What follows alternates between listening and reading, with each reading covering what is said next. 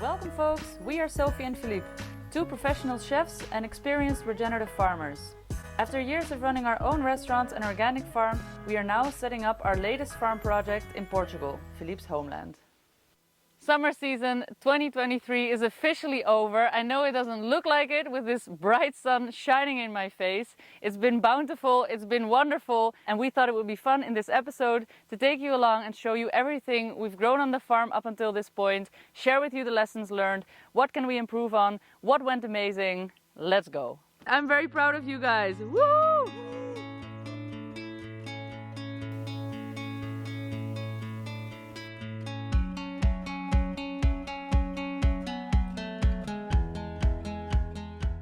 So for those of you that are new to our channel, let me quickly introduce myself. I'm Sophie and my partner is called Philippe. We are two professional chefs / regenerative farmers who are sharing our skill set on this YouTube channel with you from our farm in central Portugal, which is a farm in the making. We farm regeneratively and we're all about good food. So if that's something you'd enjoy, keep on watching. I wanted to also take this moment to just give a quick shout out to everybody that has subscribed to our channel in the past months. We're almost hitting the 1,000 mark and I'm very excited about it. So thank you very much for your support. And for those of you who are watching and haven't subscribed yet, please, it would be very much appreciated. If you find value in our channel, just hit that subscription button below. Let's get on to the episode. Let's start off by the crop that impressed us the most and which has given us the most unexpected abundant yield, and that is these ones. Not only are they huge in size, as you can tell, but the whole plant just took over. It almost looks as if this is taking over 3 beds, even though this is just 1 bed that has been planted on both sides. So the variety we grew this year is called Black Beauty, and they did very well, we think, because these plants are actually native to India. They used to be grown for ornamental reasons, which I totally understand because look at how beautiful these plants are, and they make darling little flowers, purple flowers. But the reason that we think they did extremely well is because the soil we're growing on, or the compost rather, was actually very high in phosphorus, and these nightshades love phosphorus and helps in the flower setting. Hence, the more flowers, the more fruit. And here you have it. This is the result. So right next to our best performing bed, we have our worst performing bed, and this is our pepper bed. In the beginning of the season, we laid down a lot of imported compost here, and that compost was totally unbalanced, and hence we have this rot going on. This is due to a lack of calcium, or rather an excess of phosphorus and potassium. This is unfortunate. This means the cell structure of your plant is not fortified enough, and it breaks down and it tends to rot. So we are enjoying green peppers this year, and we hope that with our own composting systems in place, next season we will not have the same problem. This is our strawberry bed. We bought 10 plants in the beginning of the season. They have now multiplied, as you see, to a great abundance, and we filled up the latter part of the bed as well. We multiplied them by putting the runners, which have the ramets at the end of them. The ramets are the small plants that grow from the runners. This plant basically propagates by cloning, meaning it reproduces by just making little tiny versions of itself and spreading itself out, spreading itself everywhere. And if you want to take advantage of that, you can multiply them easily. So we have about 150 plants in the serra now in the greenhouse. This was a very successful crop, even though we didn't actually harvest much from it, because we planted them very late. So we planted them, I think, beginning of May, but it might have been end of April. So it was a bit too late in the season to still get the real bounty of the fruit, but it was successful nonetheless because we have loads of free strawberries.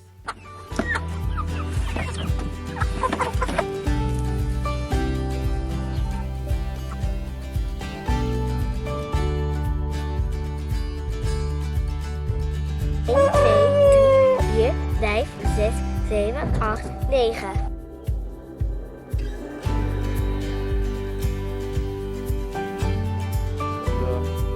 Ready. I can just feel myself detoxing in here. As you guys can tell, the parsley was extremely successful. I love parsley. I'm not allowed to say this from Philly because apparently everything is my favorite, but this is one of my favorite herbs. It has great medicinal value. You can pop it into any salad, so I highly recommend everybody grows a lot of parsley. You've got the flat leaf version, which is this one, and then you've got the curly leaf, which this year we didn't grow, but as you can tell, this plant did wonderfully. We planted this in the shade of the beans in the beginning of the spring, and it takes about 70 days to establish. It took a little longer because the beans were shading this parsley, but as soon as we took the beans out, boom, this just exploded in full sun. It's very drought forgiving. Hooray for parsley. I love it.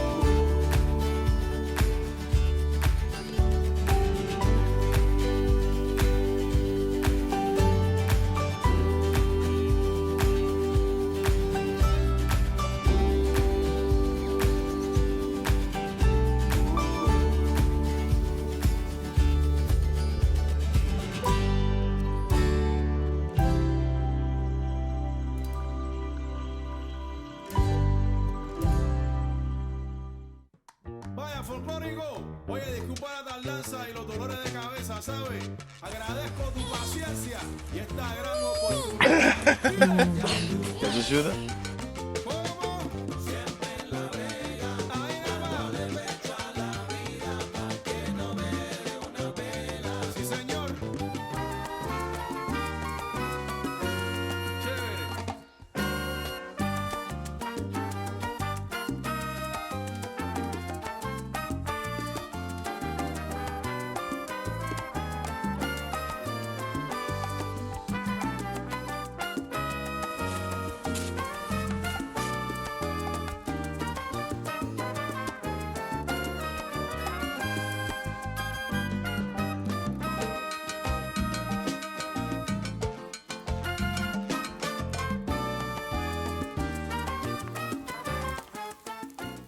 This is our carrot bed.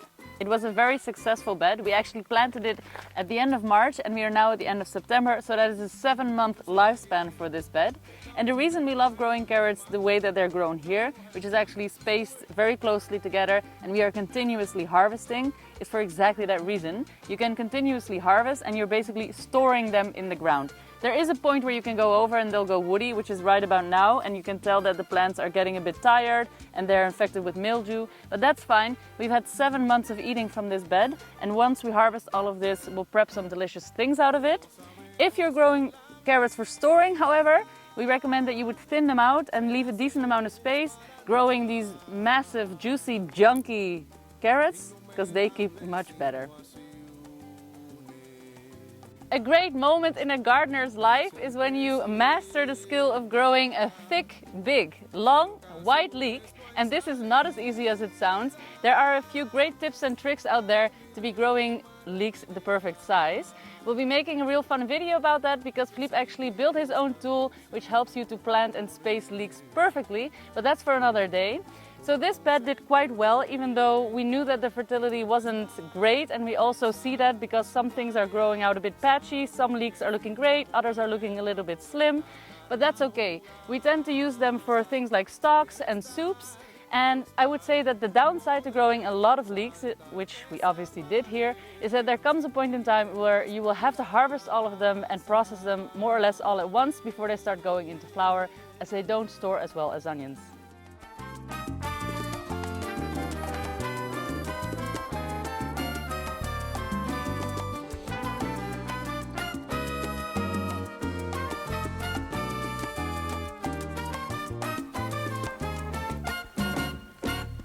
Si algo nos desafía. So we're putting these in this dark space where it's dry, and they get to now cure for a week, maybe 2, depending on how they're. So we're going to use this new sheep stable to cure the onions. It's nice and shaded and cool in here. It shouldn't be too cool, so this shouldn't go to your basement for this stage. It should still be hot. It's around 20 degrees in here during the day and a little bit cooler in the night. They'll dry out like this, and then we'll be able to braid them and then hang them for storing. And hang them. These sweet potatoes are an experiment, so we just planted half of the bed to see how they would turn out.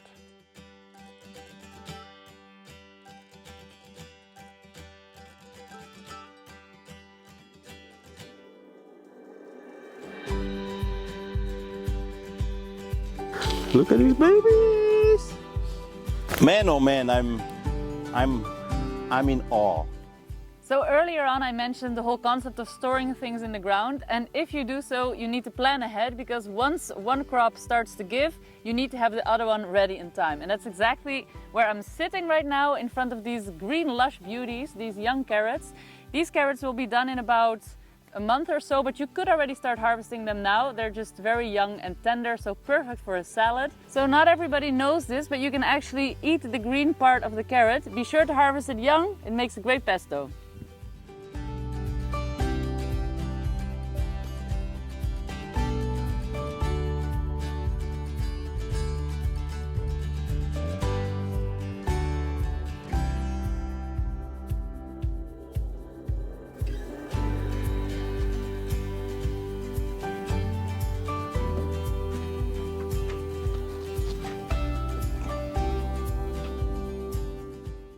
Alright, let's talk pumpkins for a second.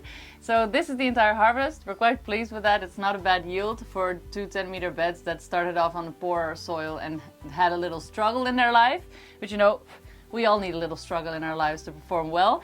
I wanted to show you the different types of pumpkins we've got growing here and the sort of the funny quirks that happen when you seed save your own pumpkin seed. So this is the actual butternut squash. This is from purchased seed, and you can tell which ones they are because they're all this color and this shape, a bit smaller, a bit bigger. That varies. But we also have some interesting ones here, and this is from our own seed saved seed, still from our last farm. This is probably a mix between a butternut and a muscat de Provence, and that makes this stripe but not this shape, so that's an interesting offspring. Then we have another mix that we don't know what it is from, but they're actually very light. These are also not completely ripe yet. This is one of the plants that performed latest, so we'll be eating these first and it probably won't be that sweet. Then we also have, to my great despair, this is called an olive vert, and this is a very bad specimen of the type because they're actually usually quite big. They turn the size of a football more or less, and they are extremely, extremely delicious. I think that this is my favorite pumpkin in the world. The meat is dark orange and it's just so incredibly nutty and sweet. It's amazing. So that's sad. This didn't do well. We have 1, 2, 3, 4 of these only, and they're all very undersized. So we're standing in the tunnel, and let's just reflect for a second on how we did in the tunnel, or how did the tunnel do. I think our overall achievement here has been that we've been pushing out like really good harvests continuously for quite a lot of different varieties, and there's actually still a lot of production coming out of it right as of now. So our tomatoes are still in full swing, but because we know the end of season is coming, we stopped tending to them as rigorously as we normally do, so they're getting a little bushy. But our next step will be to cut off the tops, stop them from growing more, and then ripen off all the fruit that's on the vines now. It's going to be hard to get them all to ripen off, but we've got great recipes coming up with green tomatoes as well, so that's something to look forward to actually. Then we've got loads of different types of basil that have performed extremely well the entire summer, which is also quite special, and I think better than we normally tend to do with basil, because where we farmed before, basil in the end of summer would start to go all into flower, little leaves left. But we tried this new pruning technique this summer, and we've been having abundant leaf formation all summer long. So that has been a very successful feat. So the thing that performed well but got infected halfway through were our cucurbitaceae in the tunnel. So we had some melon growing and we had cucumber growing. They both got infected with the mosaic virus. That can be a very stressful event if you're needing to live off the production. We of course were not, so we were not that stressed out about it. We took most of the plants out and we left the 2 most healthy looking plants alive so that we could still have some cucumbers coming out. They've been performing ever since, so that has been all right. We've just accepted that. Then we have our beans. They are still pumping out a lot of beans, so that's been wonderful. We have our longyard beans, we have those broad flat green beans, and they've been doing great. And then we have our new generation of salads in that's going to be giving us salads in a week or 2, 3 I think already. Hey, je moet daar maar even. Opgegeten.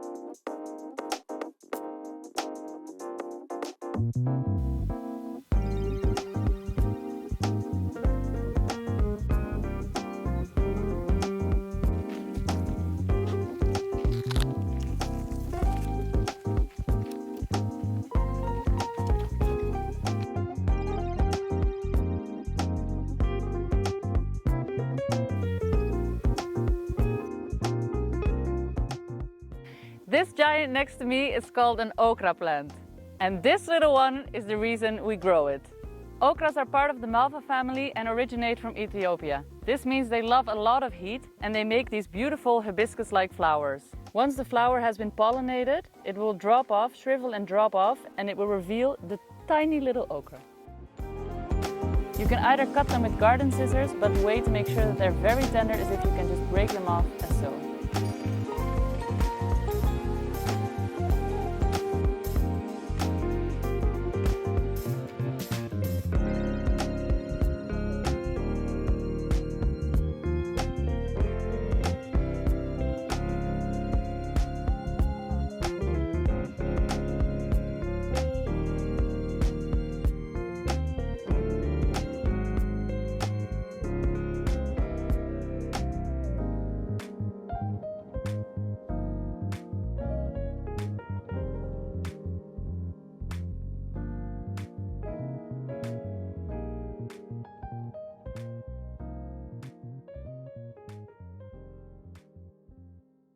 And so we conclude our 2023 summer harvest video. I hope you enjoyed it. I'm very excited about the season to come. If you want to find a great free resource, click the link below. I've made a free download in which you can find all kinds of interesting stuff, like plant spacing of all the plants mentioned in this video. So be sure to check that out. Thank you very much for watching. If you find value in our channel, please don't forget to hit that subscribe button. You know what to do. See you on the next one. The Farming Chefs. Peace out.